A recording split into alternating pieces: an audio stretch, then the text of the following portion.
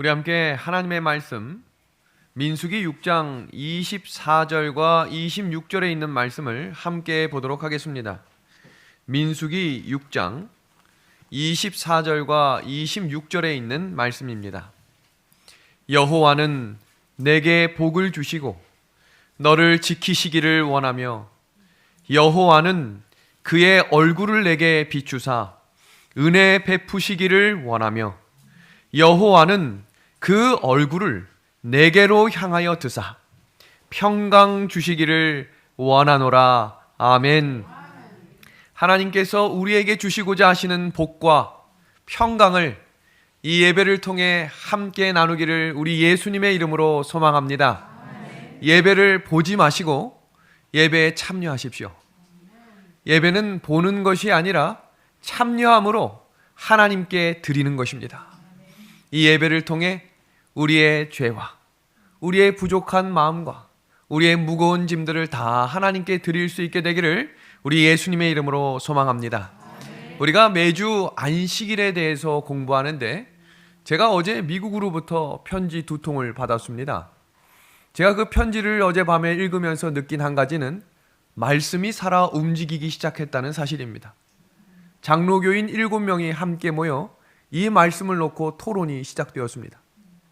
그 가운데 재림교인이 이 말씀을 반복해서 청취하고 전달하며 하나님의 백성들이 안식일이 이런 의미인지를 처음 깨닫게 하심으로 재림교회에 출석하기로 결심하게 되었습니다.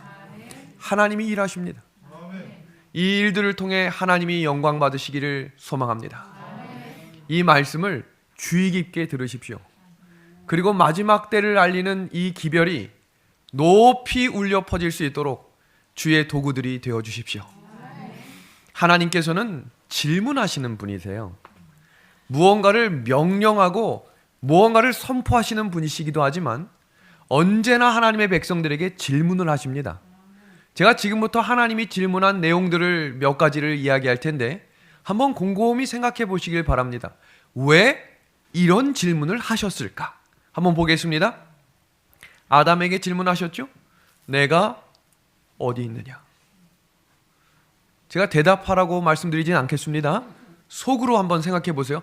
하나님이 아담에게 왜 이 질문을 하셨을까? 두 번째입니다. 가인에게 질문하셨죠? 내 아우 아벨이 어디 있느냐? 지금 이 두 질문만 봐도 몰라서 하시는 질문이 아니라는 것은 확실합니다. 세 번째입니다. 모세에게 물으십니다. 내 손에 든 것이 무엇이냐? 지금 예수님이 모세 손에 들려있는 게 뭔지 몰라서 물어보고 계실까요? 이거 뭐니? 아니겠죠? 네 번째입니다. 엘리야에게 질문하셨어요. 내가 왜 여기 있느냐? 이렇게 말하실 수 없었을까요? 엘리야야, 너가 있어야 할 자리가 거기가 아니야. 그렇게 말하실 수 있었겠죠. 근데 그렇게 말하시지 않았어요. 뭐라고 해요? 내가 왜 여기에 있느냐? 이사야에게 물으셨습니다. 이사야 공부 아주 열심히 하고 계시죠? 누가 우리를 위하여 갈꼬? 내가 여기 있나이다. 아이밀고 전진이죠? 다음입니다. 에스겔에게 묻습니다. 이 뼈들이 살겠느냐? 소경 바디메오에게 질문하셨어요. 무엇을 하여 주기를 원하느냐? 당연히 뭐라고 대답하겠어요? 아니 못 보는 사람에게 뭐 해주면 좋겠느냐라고 물으면 당연한 대답 아닐까요? 왜 질문하셨을까? 조금 더 있습니다. 베데스다 목가의 병자에게 질문하십니다. 내가 뭐 하고자 하느냐? 아니 아픈 사람한테 찾아가가지고 낫고 싶습니까? 라고 하는 질문만큼 어색한 질문이 어디 있을까요? 내가 낫고자 하느냐? 분명한 이유가 있습니다. 오늘 그 대답을 오늘 말씀을 통해 찾으셔야 합니다. 오늘 예수님이 나에게 질문하실 거예요. 내가 낫고자 하느냐? 제자들에게 묻습니다. 어디서 떡을 사서 이 사람들을 먹이겠느냐? 예수님이 다 알고 계셨을까요? 근데 제자들한테 질문하신 거예요. 어떻게 할까? 다음입니다. 그를 어디에 두었느냐. 지금 무덤 앞에 서 계시면서 나사로 지금 무덤 안에 있는 거 다 알고 계시거든요. 근데 질문하십니다. 그가 어디 있느냐. 베드로에게 묻습니다. 내가 나를 사랑하느냐. 왜 이런 질문을 하셨을까요? 그리고 사울에게 질문하십니다. 어찌하여 나를 핍박하느냐.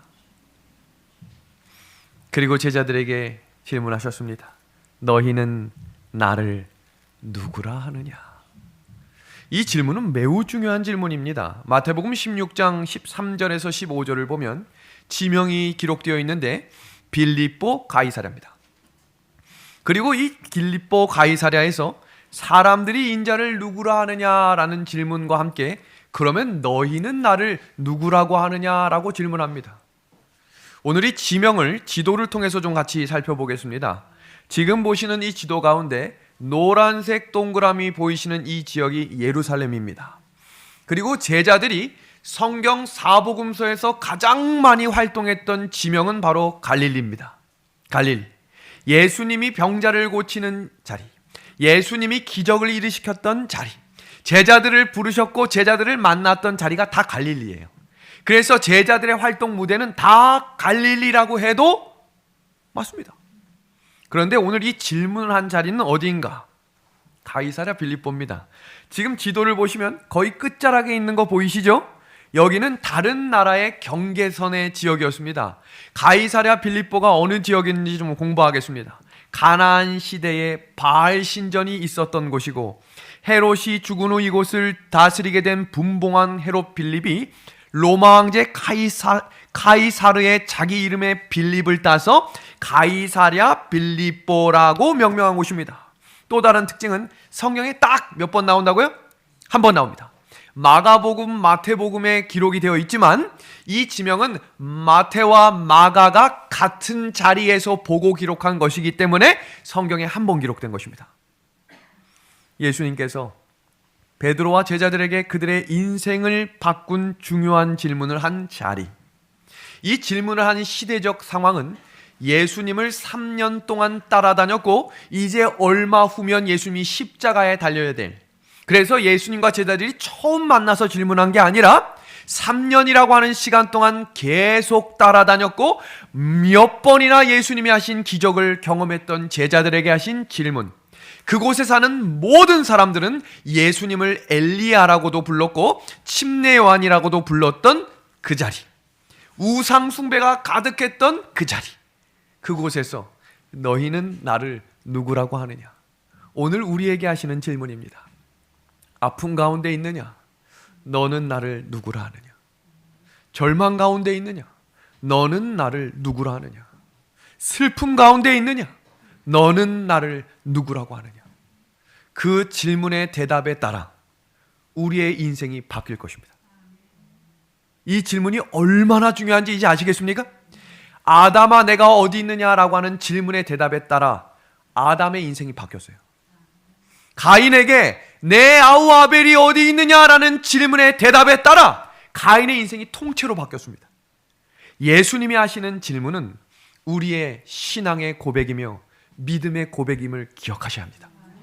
오늘 우리 은하수 한해 가족들에게 질문합니다. 여러분은 예수님을 누구라고 부르십니까? 성경에 그 자리에 똑같이 있었던 사도 요한이 교회라고 하는 단어를 가장 많이 사용했던 요한계시록을 기록합니다. 그 이유가 무엇인지 지금 설명드리겠습니다. 예수님이 제자 베드로에게 질문할 때 그 옆에 있었던 사람이 요한이었어요. 베드로, 너는 나를 누구라고 하느냐? 그 질문은 제자들의 대표하는 대답이었습니다. 그때 뭐라고 대답했는지 기억하십니까? 주는 그리스도시요 살아계신 하나님의 아들입니다 라고 고백하자 성경에서 처음으로 교회라는 단어가 기록됩니다. 보겠습니다. 내 교회를 세우겠다. 제자들에게 물으셨어요. 교회를 붙드는 사람은 예수님을 개인의 구주로 고백하며 어떤 문제가 있더라도 그 자리를 떠나지 않는 사람들에게 교회를 뭐 하시겠다는 거예요? 맡기시겠다는 것입니다. 이 교회를 끝까지 지켜주신 우리 믿음의 가족들에게 감사합니다. 하나님께서 이 교회를 여러분들에게 맡기실 겁니다. 이 교회가 흔들리는 풍랑 가운데 있을 때에도 그 교회를 예수님을 의지함으로 지켜주십시오. 성경은 그 어디에도 교회를 건물로 지칭한 적이 없어요. 교회는 그리스도의 몸이라고 했습니다. 우리의 몸을 지키십시오. 그 장면이 바로 계시록 1장 9절로 이어지는 것입니다. 사도 요한이 기록한 이 계시록은 그냥 마지막 시대에만을 이야기한 것이 아니라 사도 베드로와 같은 길을 걸었고 끝까지 예수님을 위해 충성했던 사도 요한이 교회에게 보내는 편지였다는 것입니다. 지금 이 계시록을 기록할 당시에는 사도 요한이 밤모섬으로 감옥에 갇힌 상태였습니다. 그러니까 이제 이 7교회에는 지도자가 다 사라져버리고 없었어요. 그럼 교회 가운데 혼란이 왔을까요? 여기 앞에 서 있는 목사가 부족하고 모자라 보여도 제가 한 40일 동안 사라지면 이 교회 어떻게 될까요? 물론 장로님들이 다 잘 치리하고 돕고 하시겠지만 보고 싶을 수 있을 것입니다. 우리 보고 싶으신 분들 한번 아멘 해보세요. 사도 요한이 사라진 거예요. 믿었던 지도자가 없어졌어요. 그래서 사도 요한이 편지를 쓴 글이 요한계시록입니다. 절망 가운데 있는 백성들이요, 우리를 붙들고 계신 예수님을 바라봐야 한다. 슬픔 가운데 있는 주의 백성들이요, 하나님이 이 교회를 끝까지 붙들어 주실 것을 믿으라는 것입니다. 그게 계시록이에요. 그러면 이 계시록 다르게 읽혀질까요? 이것은 단순히 어떻게 계시가 됐는가, 어떻게 연결이 됐는가, 성경의 답은 무엇인가를 찾는 글이 아니라 절망과 고통과 아픔 가운데 있었던 백성들에게 희망의 소식이었습니다. 근데 그 구절이 뭐라고 되어 있나 볼까요? 나 요한은 너의 뭐라고 되어 있어요? 아멘? 이게 왜 중요한가? 가족하고 더 가까이 지내세요? 교회 성도들하고 더 가까이 지내세요? 친척들을 더 자주 보세요? 교인들을 더 자주 보세요? 제가 김경규 장로님을 일주일에 한 20번 봅니다. 제가 우리 어머니는 3달에 한 번 뵙거든요. 못 뵐 때도 있어요. 전화는 일주일에 7번 하지만 얼굴을 보고 마주하고 웃고 울고 마음을 나누는 것이 교회입니다. 아시겠어요? 그래서 교회를 떠나면 안 되는 거예요. 혼자 하는 거 아니에요. 같이 가는 겁니다. 그리고 뭐라고 이야기하는 거 보세요. 동참하는 자다. 요한이 자기를 소개하는 첫 구절에 뭐라고 이야기했냐면 나는 당신들과 형제입니다. 그리고 환난과 그 참음에 뭐하는 사람이라고 되어 있어요? 뭐하는 사람? 동참하는 사람입니다. 그러면서 우리들이 뭐하는 사람이라고 이야기했냐면 예수를 증언하는 사람이다 라고 이야기했습니다. 아멘? 아멘입니다. 형제는 동참하는 자며 예수님의 말씀을 가지고 전진하는 사람입니다. 지금 보시는 이 그림은 무슨 장면이세요? 무슨 장면 같으세요? 배가 풍랑을 만난 장면입니다. 우리 교회의 모습입니다. 잊지 마십시오. 지금 춘천 은하석교회는 평안한 교회가 아닙니다. 풍랑 가운데 있는 교회임을 명심하셔야 됩니다. 성경은 교회를 여객선이나 유람선으로 이야기한 적 없어요. 평안한 교회 찾아다니지 마십시오. 아무 일도 없는 교회가 어디 있을까? 아무도 없어요. 다 문제 많아요. 그리고 사단은 반드시 교회를 넘어뜨리기 위해 있는 힘을 다할 것입니다. 이 장면을 보시면 이 배 가운데에도 조는 사람 있을까요? 자는 사람 있을까요? 요나가 이 배에서 잤어요. 어떤 큰 풍랑이 와도 잤다고요. 예수님이 제자들을 겟세마네 동산에 올라가 가지고 함께 기도하자라고 하는 그 시간에도 제자들 뭐 했죠? 잤어요. 풍랑이 오면 깬다고 하는 생각을 버리십시오. 원래 자던 사람은 그때에도 잘 것입니다. 지금입니다. 지금 깨어야 합니다. 지금 우리가 풍랑 가운데 몸으로 느끼지 못하고 있어도 하나님이 지금 사방의 천사로 붙들고 계시기 때문에 우리가 지금 가고 있는 것입니다. 하나님께 맡겨야 합니다. 지금 이 그림을 보시면 어떤 그림인 줄 아시겠습니까? 확실히 아시겠죠? 동방박사들입니다.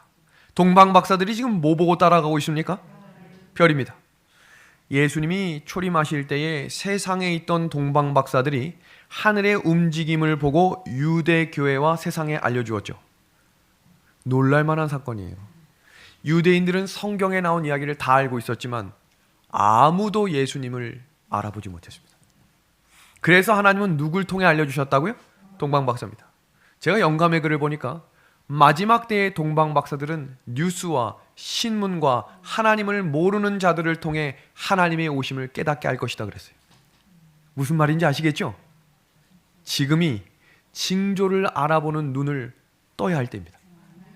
그래서 징조를 바라보며 재림에 대한 확신과 재림의 소망이 꺼지지 않도록 뭐 해야 한다고요? 깨어 있어야 하는 것입니다. 그리스도인들은 생각하는 사람이요 실천하는 사람이다. 그의 믿음은 그리스도 안에 견고하게 뿌리를 뻗고 있다. 그는 믿음과 선행으로 자기의 영성을 강하고 튼튼하게 지키게 된다. 그리고 그의 영적 힘은 하나님의 사업을 하고자 힘쓸 때 뭐한다? 증가한다. 기억하십시오. 근육은 사용하지 않으면 사라집니다. 신앙의 근육을 강하게 만드십시오. 성경은 총 7가지의 중요한 생각과 사상을 가르쳐 줍니다. 그 첫 번째는 세상이 창조되었다는 것입니다. 이 사실을 믿으셔야 하나님의 존재를 경험할 수 있습니다.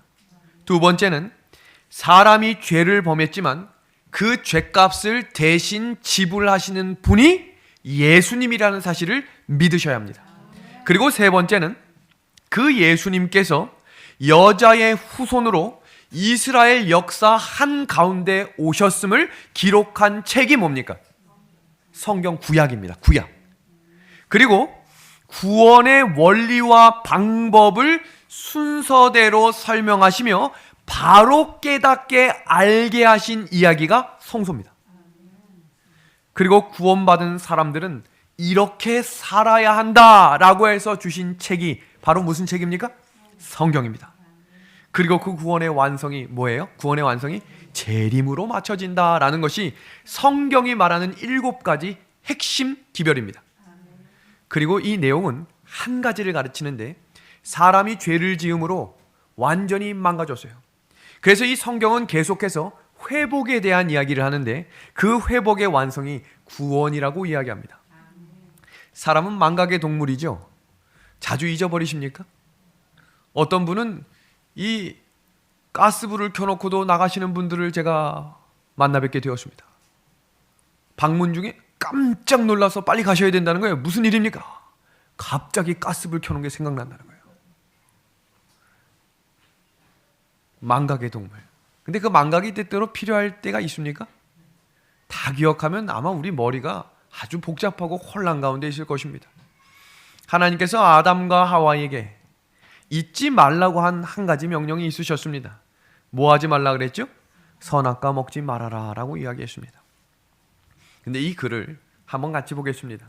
천사들은 하와에게 동산에서 날마다의 노동을 하는 동안에 남편을 떠나가지 않도록 조심하라고 주의를 주었다.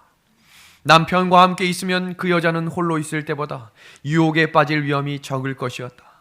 그러나 자기의 즐거운 일에 몰두하여 그 여자는 무의식 중에 남편의 곁을 떠나 돌아다녔다. 성경에서는 에덴 동산에서 지켜야 할 3가지 원칙을 주셨는데 첫 번째는 바로 안식일이었습니다.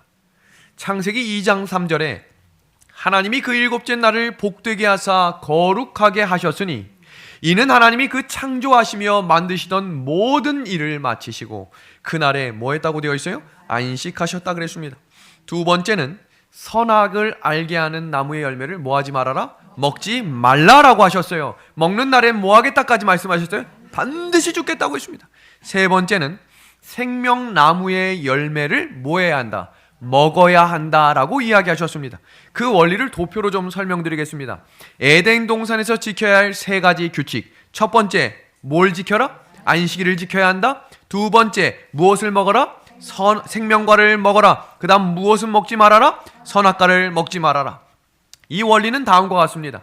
아담과 하와가 에덴 동산에서 안식일에 예배하면서 하나님을 깊이 생각하는 시간을 허락하셨습니다. 생명과를 먹으면서 생명을 주신 하나님께 감사하는 시간을 허락하셨습니다. 세 번째는 선악과가 금지되어 있다는 것을 인식하면서 이 만물의 주인이 내가 아니고 누가 주인임을, 하나님이 주인이심을 기억하라고 말씀하셨습니다. 근데 하와가 무엇을 어긴 거예요? 하나님께서 하지 말라는 선악과를 먹은 것입니다. 자, 이 그림을 보겠습니다. 지금 보시면 하나님의 세 가지 원칙, 안식일, 생명과 선악과였습니다. 근데 죄를 지음으로 무엇이 사라졌습니까? 선악과가 사라져 버렸죠? 그 다음 또 뭐가 없어졌습니까? 생명나무의 열매를 먹을 수 없게 됐습니다. 그럼에도 불구하고 이 땅에 남아있는 하나가 있었습니다. 그게 무엇입니까? 안식일이었던 것입니다. 이제 아시겠습니까? 이 세 가지 원리 중에 하나님이 그 두 가지는 사라지게 하셨습니다. 그러나 안식일만큼은 하나님을 생각할 수 있는 날과 그 예배는 그대로 두셨다는 것입니다. 그래서 그 안식일을 깨달을 수 있는 무엇을 주셨고, 성경을 주셨고, 요한복음 1장 1절에 태초에 무엇이 계셨다? 말씀이 계셨는데 그 말씀이 곧 누구라고 하셨어요? 하나님이라고 하셨어요. 그래서 그 예수님을 주심으로 우리에게 하나님의 날을 기념하라고 허락하신 안식일을 주신 것입니다. 그러면 사탄 마귀가 남아있는 이 한 가지를 놓고 얼마나 싸울까요? 그 풍랑이 넘어질 수 있을 정도가 아니라 완전히 뒤집혀져서 완전히 쓰러지게 만들려고 하는 그 한 날을 놓고 마지막 때까지 싸우는 이야기가 성경 전체에 흐르는 선악의 싸움의 중심입니다. 그래서 중요한 것입니다. 이것은 그냥 생각하는 대로 지키고 내 마음대로 편안한 대로 편안한 시간에 편안한 날에 지키는 것이 아니라 성경이 분명히 말씀하신 하나님의 말씀 변합니까? 분명히 안 변한다 그랬죠? 하나님의 말씀은 1.1획이라도 변하지 않겠다고 성경에 분명히 약속하셨습니다. 그래서 그 원리인 그 날을 우리가 다시 한번 살피는 것입니다. 제가 오늘 사실 설교를 1시간 15분짜리로 준비했는데 제 옆에 사는 사람이 이야기했어요. 12시 넘기지 말아라. 그래서 제가 12시 조금 넘으면 끝낼 것입니다. 그런데 좀 아쉬운 분들은 눈치를 주세요. 5분만 더 합시다. 그럼 제가 이 남은 내용들을 압축해서 좀 한번 해보도록 하겠습니다. 자, 시작입니다.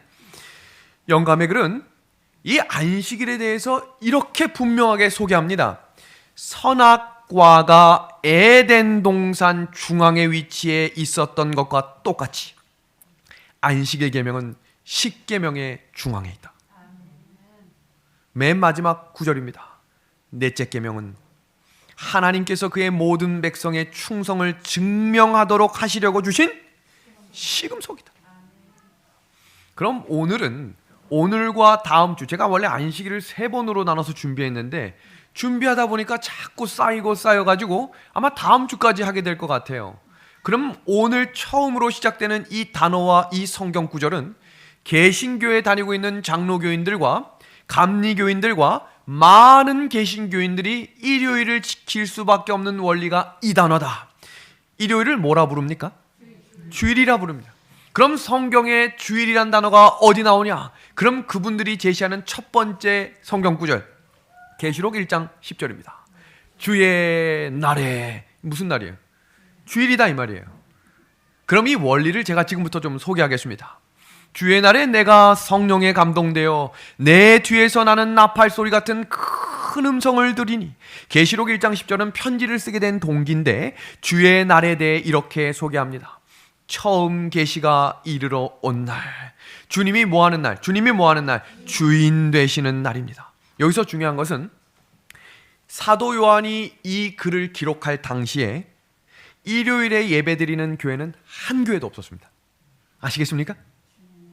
그 당시에 일요일에 예배드리는 교회는 그 당시 시대엔 한 교회도 없었어요. 주일이란 말 그 자체가 없었던 시대에 왜 주의 말이라고 썼는가? 처음 계시가 온 이 날을 누구의 날로 선포하는 거예요? 하나님의 날. 주일이 아니라 하나님의 날이라고 소개하는 것입니다. 그래서 마가복음 2장 28절에도 인자는 안식일에도 뭐라고 되어 있어요? 주인. 자, 여기 보겠습니다. 안식일에라고 되어 있지 않고 안식일에 도입니다. 이 말은 무슨 말이에요? 일주일 시간의 모든 시간의 주인이 누구라는 거예요? 하나님이라는 것입니다. 그러니 안식일에도 주인은 누구라는 거예요? 하나님이라는 것입니다. 레위기 19장 30절의 말씀입니다. 내 안식일을 지키고 내 성소를 귀히 여기라. 나는 여호와니라. 그러면 사단이 뭘 공격할까요? 하나님의 나를 공격하고 뭘 또 공격할까요? 성소인 교회를 공격하는 것입니다. 그래서 지금 오늘은 제가 세상 역사를 예수님 당시부터 시작되는 모든 과정들을 하나도 빠짐없이 다 소개할 겁니다. 그래서 이 과정이 왜 이렇게 전개됐고 지금 이 수많은 개신교인들이 일요일을 지킬 수밖에 없는 원리와 마지막 때의 그 큰 싸움이 왜 하나님의 날인 안식일과 세상이 제정한 일요일이 싸울 수밖에 없는지를 역사적으로 소개할 것입니다. 지금 보시는 이 그림은 예수님이 부활하시고 승천하신 이후에 성령의 능력으로 교회가 세워졌고 짧은 시간 안에 이른비 성령으로 로마의 수천의 사람들이 하나님의 백성이 되었습니다. 그때에도 지켰던 날이 안식일입니다. 이제부터 시작되는 이 역사를 잘 보셔야 합니다. 서기 54년 네로 왕제가 되면서 기독교인들을 박해하기 시작했습니다. 10대에 걸쳐 조직적으로 하나님의 백성을 쓸어버리려고 했던 그 시간, 당시 로마 황제 도미티아누스는 자신을 주와 하나님으로 칭하게 됩니다. 이게 중요합니다. 여기서 나온 날이 주일입니다. 내가 이 날의 주인이다. 성경은 인자는 안식일에도 주인이다 라고 했는데 세상의 로마 황제는 이 날은 내가 그 도시를 방문하는 날은 뭐 해야 한다? 쉬어야 한다 그랬어요. 왜요? 내가 누구야? 하나님이고 내가 주기 때문에 이 날을 주의 날로 지칭한다. 거기서 나온 단어가 주일입니다. 아시겠죠? 그렇게 시작되는 이야기. 그래서 그날을 황제의 날로 공표합니다. 그리고 시작되는 핍박과 환란이 시작됩니다. 이 원형 경기장은 수많은 그리스도인들을 잡아 죽인 곳으로 유명합니다. 십자가에 불태워 죽였고 어마어마하게 많이 죽였어요. 그러나 교회는 죽었습니까? 죽지 않았습니까? 여전히 살아있었습니다. 지금 보시는 이 그림은 당시의 상황을 성화로 그린 그림입니다. 그 내용을 역사가 유세비우스는 기도하는 집은 땅에서 없어졌고 성경은 시장 마당에서 불탔으며 설교자들은 붙잡혀 고문을 받고 원형극장에서 사자들에게 갈기갈기 찢어졌다. 순교자들은 죽이는 피 묻은 칼을 무디어지고 부서지기까지 했다. 사형집행자들은 피곤해져서 교대를 해야 했다. 그러나 그리스도인들은 마지막 숨을 거둘 때까지 능력의 하나님께 찬양과 감사로 영광을 돌렸다. 아멘. 그들이 지켰던 믿음입니다. 순결하고 정결한 믿음. 그 믿음 가운데 있었던 핵심이 바로 하나님의 날이었어요. 교회의 타락과 예배의 변경일을 지금부터 소개하겠습니다. 서기 128년. 이제 이 연도와 날짜를 이야기한다는 것은 역사의 한 장면임을 기억하셔야 합니다. AD 128년에 하드리아누스 로마 황제가 유화 정책을 펴기 시작합니다. 각 속국들을 순방하며 국가적 요망사항을 지원받습니다. 원하는 게 뭡니까? 내가 도와주겠습니다. 유대인들의 요구사항이 이것이었습니다. 성전 재건을 허락해 주십시오. 당시 유대인들은 성전 재건을 위한 막대한 자금을 모아두었습니다. 근데 황제의 조건이 있었어요. 언제나 정치와 종교가 하나가 되면 혼란과 타락이 있습니다. 로마가 자신을 황제라고 주라고 지칭하며 자신을 황제라고 이야기하며 신의 아들로 지칭합니다. 수많은 종교들은 많은 종교 안에 신이 여러 명이 있어요. 그렇기 때문에 그 신 중에 또 다른 신 하나를 만드는 것이 어렵지가 않습니다. 그런데 하나님을 믿는 백성들은 성경에 하나님은 유일하신 한 분이라 그랬죠? 그래서 하나님 외에는 다른 신을 내게 있게 말지니라 라고 하는 명령을 하셨습니다. 그래서 유대인들이 이야기하죠. 우리는 그렇게 할 수 있다 없다? 그렇게 할 수 없다라고 이야기하자 하드리아누스 황제는 성전 재건령을 취소시킵니다. 이 이야기가 서기 132년에서 135년에 로마에 대한 유대인들 반란이 시작되었습니다. 잘 보셔야 합니다. 이 연도를 보세요. 128년에서 132년으로 넘어오는 이 시간에 막대한 자금을 모아놨다 그랬죠. 그 자금이 성전을 재건할 자금이었는데 그 재건에 돈을 쓸 수 없게 되자 그것을 반란을 일으키는 곳에 사용한 것입니다. 자, 보십시오. 로마 22군단, 군단이라고 하면 그 숫자가 어마어마하다는 것을 아셔야 됩니다. 22군단을 앵케리 꼴짜기로 유인하여 무참하게 죽였습니다. 그들이 누구였다고요? 누구? 유대인. 이게 중요한 것이에요. 유대인입니다. 자, 그 다음 역사적인 사건입니다. 로마가 가만뒀을까? 로마인 이야기에는 이 장면을 한 줄로 줄였습니다. 한 줄. 역사책은 대부분 자신들이 지거나 문제가 있는 것은 삭제하거나 빼버립니다. 이 장면이 어떻게 됐는가? 22군단이 졌다라고만 나와요. 그리고 그 다음 사건이 중요합니다. 로마의 군대가 출동합니다. 그래서 985개의 마을을 전멸시키고 약 100만 명을 죽이는데, 지금의 100만 명이 아니라 그 AD 135년의 100만 명이면 어마어마한 숫자입니다. 다 죽입니다. 그리고 보복 조치 3가지를 내리는데 위반하면 사형입니다. 첫 번째, 토라 성경 읽지 못하게 했고, 두 번째, 할례를 하지 못하게 했고, 세 번째 뭐가 나옵니까? 안식일 예배입니다. 이게 왜 중요한가? 당시에 유대인들이 있었고 사도 베드로와 제자들이 세운 교회를 초대교회라고 불렀어요. 유대인들이 초대교인이 아닙니다. 여기서 이 구분을 잘 지으셔야 돼요. 당시 유대인들이 있었고 사도 요한과 사도 바울과 하나님의 제자들이 성령을 통해 세운 교회들을 교회라고 불렀어요. 초대교회. 그 교회가 지켰던 날이 무슨 날이었는가? 안식일이었어요. 이제 아시겠습니까? 처음 복음, 이 시대까지 일요일을 지키는 것은 이방 종교에 있었지 교회 안에서 일요일을 지키는 교회는 없었습니다. 이제 아시겠습니까? 이어지는 장면입니다. 기독교의 교부들이 황제에게 호소합니다. 기독교와 유대교는 뭐하다? 전혀 다릅니다. 전혀 달라요. 그러니 뭐하게 해달라. 다르게 취급해 주십시오. 이어지는 장면입니다. 로마 황제가 교부들의 요청을 받아들여요, 안 받아들여요? 화가 머리 끝까지 났기 때문에 코웃음으로 넘어가 버립니다. 다음 장면입니다. 교회 내부에 분란이 일어났겠죠? 왜요? 지금 이거 안 지키면 뭐 한다 그랬어요? 사형. 우리 교회에 일요일 법령이 내려지고 일요일에 예배드리고 재림교회 안식일 예배드리는 사람을 처단합니다 라고 공표가 났습니다. 교회 오실 분들 아멘 해보세요. 모두 아멘 안 해요. 분란이 일어날 것입니다. 지금 이런 상황에서 뭐 하면 안 된다? 각자 집에서 예배드리죠. 어떤 문제가 생겼나 보겠습니다. 안식일을 그럼에도 지켜야 한다. 두 번째, 무리들은 안식일 대신 일요일에 예배드리죠. 예배 날이 뭐가 중요하냐? 하나님이 중요하지. 다음 세 번째 무리, 제일 무서운 무리들입니다. 두 날 모두 지키자. 그럼 문제될 거 없지 않냐? 안식일에 지킬 사람 안식일에 지키고 일요일에 드릴 사람 일요일에 지키자. 이게 어떻게 전개되나 보세요. 당시 일요일은 이교도 미트라의 예배일이었어요. 태양신의 숭배일이라고 했기 때문에 그날을 썬데이라고 불러서 일요일이라고 부르게 된 것입니다.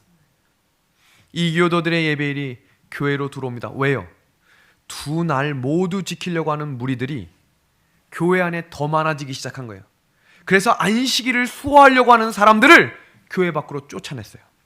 너희들 때문에 문제가 생기니 너희들이 나가서 니들끼리 가서 예배드려. 이 교회 우리가 지킬게.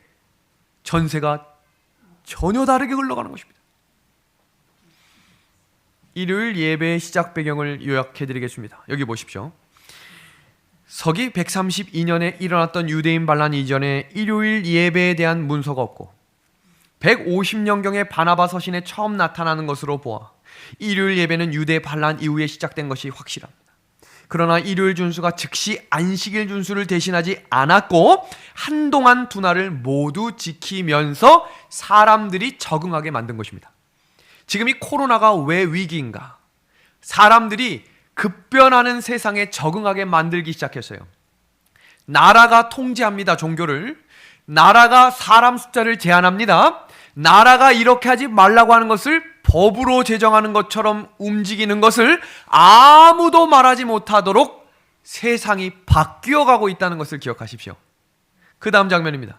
305년 올리어스 감독은 일요일 성수를 공식 표명하며 드디어 313년 콘스탄티 황제가 밀란 칙령과 함께 기독교 자유를 선포합니다. 이게 무슨 일을 가져왔는가?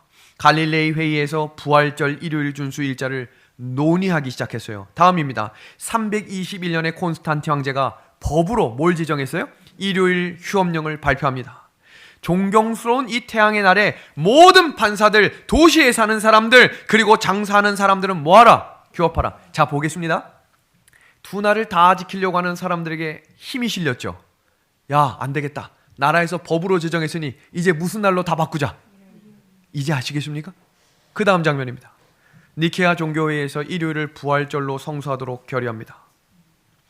343년 사르티카 회의에서 일요일을 무슨 날로? 그래서 주일이 탄생하게 된 것입니다. 이 역사적인 배경을 잘 기억해 주십시오. 이어지는 장면입니다. 364년 라오디게아 종교총회에서 일요일을 성일로 구별하는 법규로 결의하며 이렇게 이야기합니다. 그리스도인들은 유대화하거나 토요일에 게을러서는 안 되고 이 날에 일을 해야 할 것이지만 주의 날은 특별히 존중히 여기고 그리스도인들이 되었으니 이 날에 뭐 하지 말자? 일하지 말자. 그러자 밀라노 칙령 기독교 자유 이후에는 명목상 그리스도인들이 교회 안을 이루게 되었고 그 사람들이 교회의 주류가 되기 시작했습니다. 이교도와 전혀 다른 것이 없고 오류와 타락이 홍수처럼 밀려 들어왔던 시대, 이것이 교회 역사에 기록된 내용입니다. 그럼 저는 오늘 더 깊이 들어가서 더 역사적인 내용을 낱낱이 한번 파헤쳐 보겠습니다. 7교회의 성경의 계시록 2장과 3장에는 7교회가 나옵니다. 첫 번째 에베소, 두 번째 서머나, 세 번째 버가모. 같이 읽어만 주세요. 네 번째, 다섯 번째 사대, 여섯 번째 빌라델비아, 일곱 번째 라오디게아입니다. 지금 보시는 이 장면을 카이아짐이라고 부르는데, 카이아짐은 처음과 끝이 같아요. 두 번째, 여섯째가 같아요. 그 다음 네 번째, 다섯 번째가 같아요. 그리고 세 번째가 중심입니다. 지금 가운데 있는 교회가 어느 교회입니까? 두아디라죠.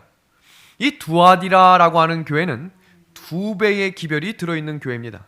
이 시대가 바로 AD 538년부터 이어지는 1517년 종교개혁이 일어나기 바로 직전까지 이어지는, 방금 역사 우리가 364년까지 배웠죠. 그 다음 시대부터 종교개혁이 일어나기 시작한 그 1000년의 시간을 두아디라 교회 시대라고 불러요. 그럼 그 시대에 무슨 일이 이어져 왔는지를 소개하겠습니다. 두아디라라고 하는 이름의 뜻은 암흑이란 뜻이에요.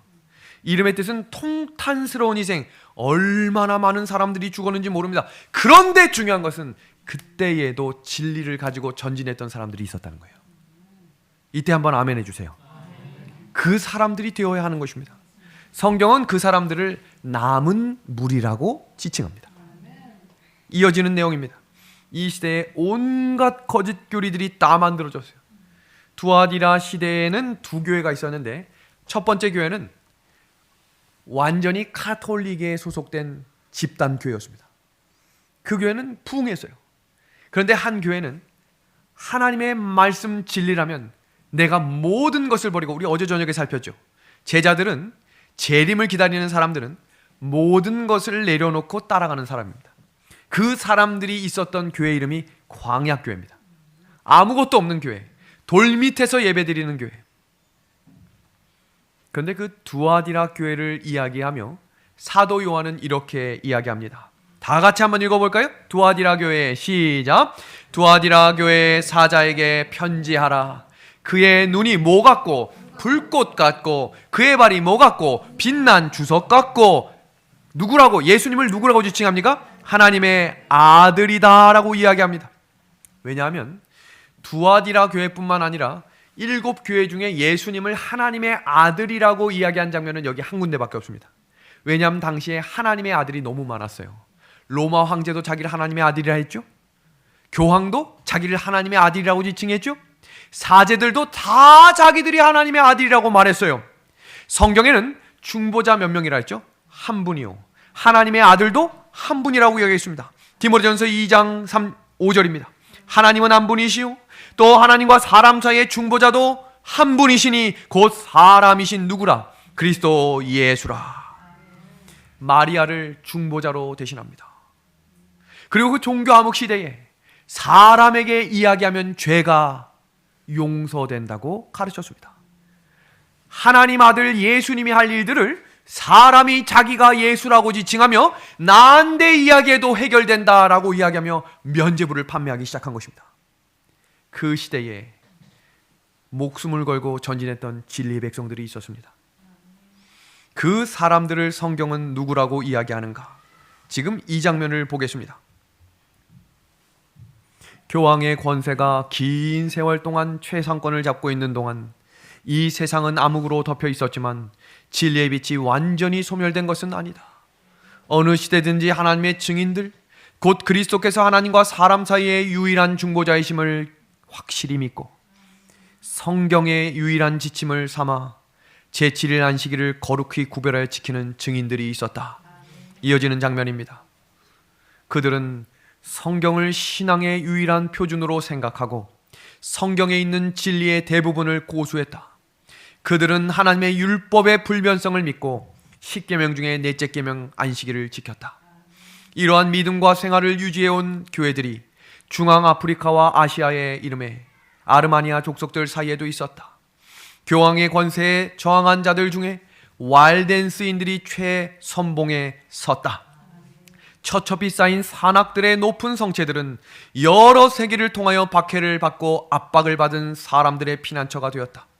왈덴스인들은 거기서 은신처를 얻었다. 이곳에서 중세기의 암흑을 뚫고 진리의 횃불이 계속해서 타올랐다. 이곳에서 천여 년 동안 진리의 증인들은 옛적부터 물려받은 믿음을 지켜왔다. 아멘. 종교 암흑 시대 동안 모두가 죽어가는 그 시대에 광야교회로 들어갔습니다. 천여 년 동안 그 자리에서 그 진리를 지킨 것입니다. 왈덴스인들은 1170년경 불란서 리옹에 살던 부자 상인들 왈도에에 일어난 평신도 개혁 운동을 일으킨 사람들이었고, 그들은 로마 교회의 전통을 부인하고 화채설을 부인하며 교회의 성경의 순수한 가르침으로 돌아가야 한다라고 이야기하며 연옥교리를 부정하고 교회 무호소를 반대합니다. 평신도에게 복음을 선포한 권리가 있다고 주장하며 성경만이 유일한 신앙의 증거임을 가지고 성경상의 제7일 안식일을 준수하기 시작합니다. 그때 선포된 이야기입니다. 왈덴시인들이 그런 성경의 말씀을 붙들고 진리 가운데 전진할 때 반대편 가톨릭 교회에선 무슨 일이 있었는가?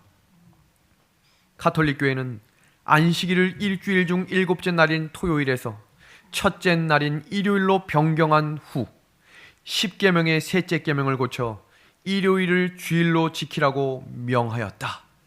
그 역사가 이렇게 전개된 것입니다. 하나님의 10계명을 완전히 천주교의 10계명으로 바꾸어 버린 것입니다.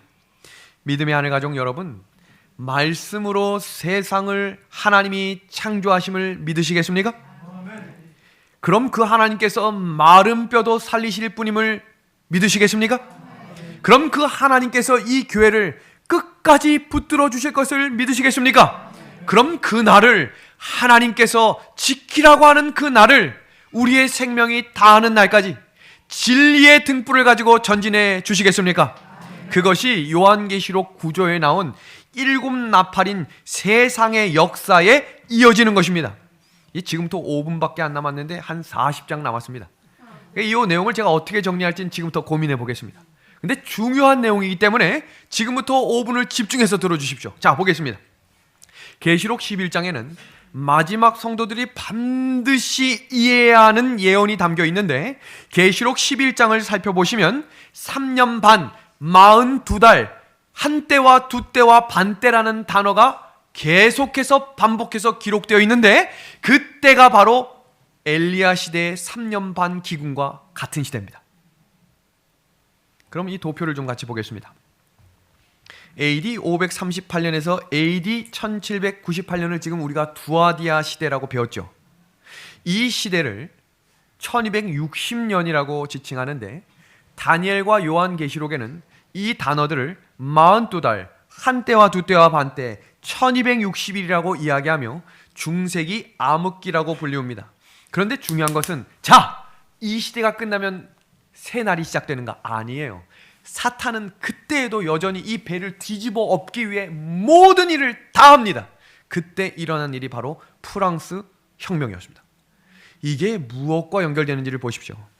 사탄은 이 프랑스 혁명을 통해 성경을 완전히 없애버리려고 했어요. 자, 보겠습니다. 프랑스인들이 혁명을 일으킬 때 그 당시를 지배했던 사람들이 누구였습니까? 로마 가톨릭이었어요. 로마 가톨릭이 가지고 있었던 책이 무엇입니까? 성경이었던 거예요.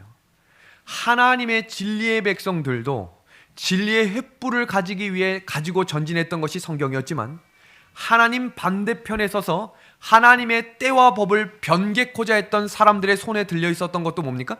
성경이었다는 사실을 기억하셔야 합니다. 그러자 혁명이 일어나며 그들이 완전히 바꾸고자 했던 한 가지는 성경을 없애버리려고 했던 것입니다. 왜냐하면 중세기를 짓밟고 사라지려 했던 하나님의 진리가 다시 일어나면 하나님의 큰 역사가 일어난다는 사실을 알고 있었기 때문이에요. 그러면서 그 당시에 발달했던 문명이 바로 르네상스입니다. 르네상스라고 하는 이 단어가 무엇인가? 과학과 기술이 발달하고 인쇄술이 발달하며 지식이 대중화가 되고 계급사회가 무너지며 미국의 독립혁명과 프랑스 대혁명이 일어났고 민주주의가 발전합니다. 이 민주주의라는 단어가 우리에게 너무나 친근하고 행복함을 만드는 단어 같지만, 이 민주주의가 강조하는 단어는 바로 인간 중심입니다. 이 인간 중심은 무엇을 말하는가? 무신론을 만들어낸 단어입니다. 성경에서 무신론이라고 하는 단어를 이야기할 때 사용된 단어가 있어요. 자, 여기 한번 봐주시겠습니까?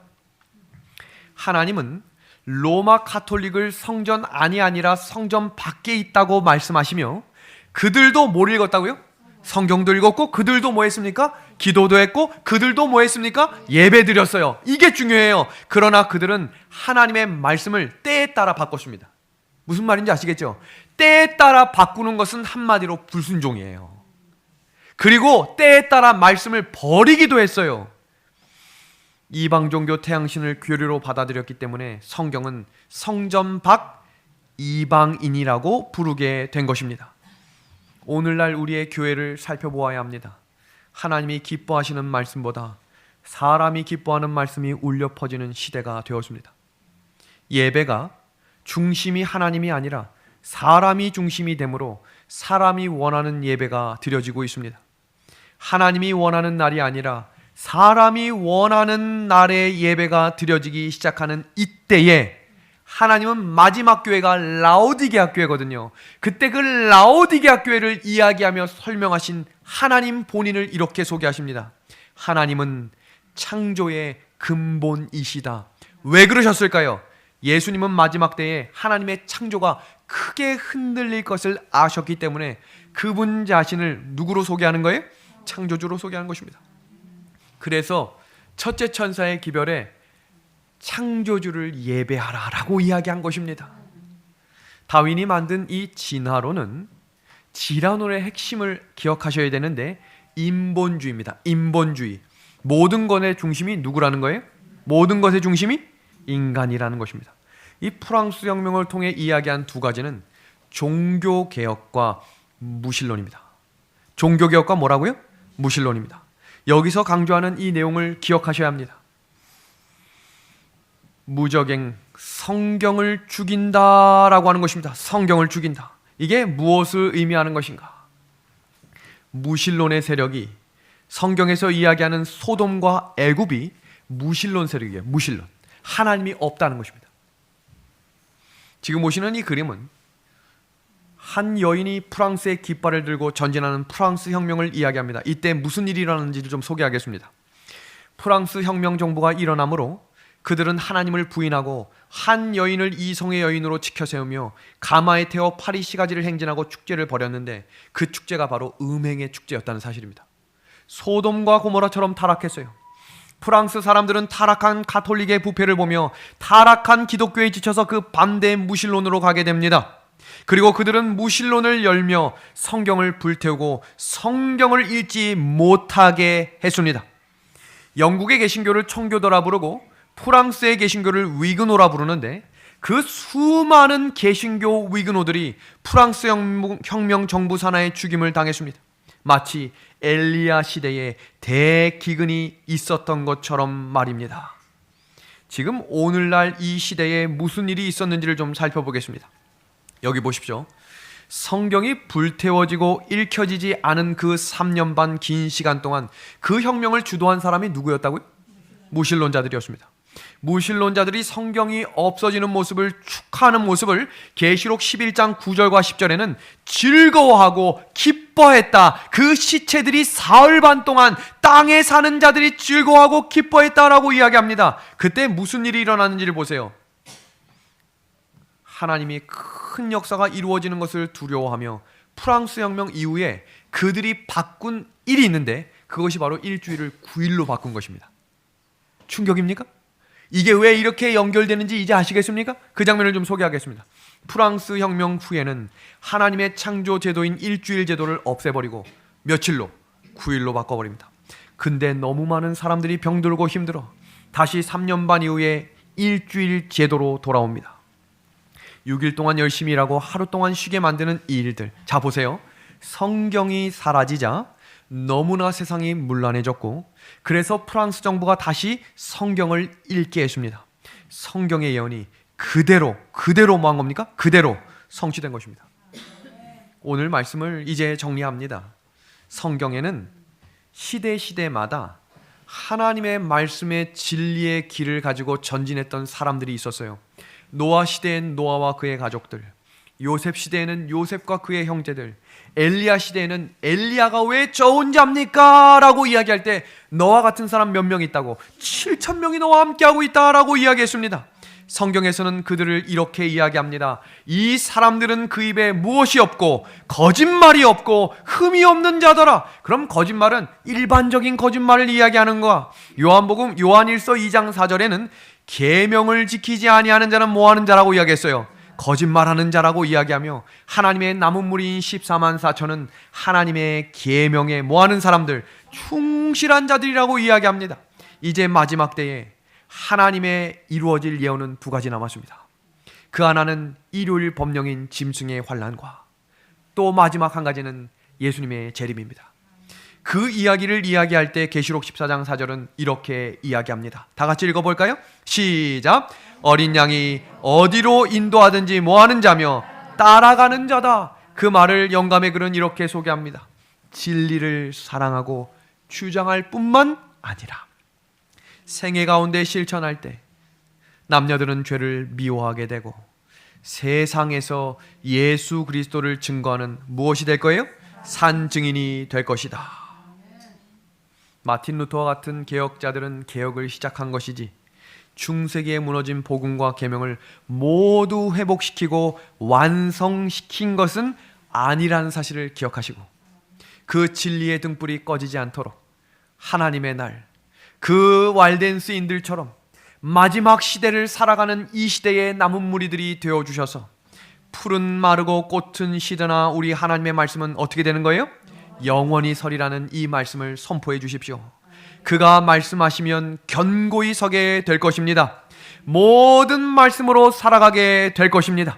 말씀대로 내게 이루어지겠다고 이야기하는 하나님의 남은 무리, 진리의 백성, 재림 성도들이 되므로 안식일을 수호하는 진리의 백성들이 저와 우리 귀한 믿음의 하늘 가족들이 되길 바라며 오늘 말씀을 마치겠습니다.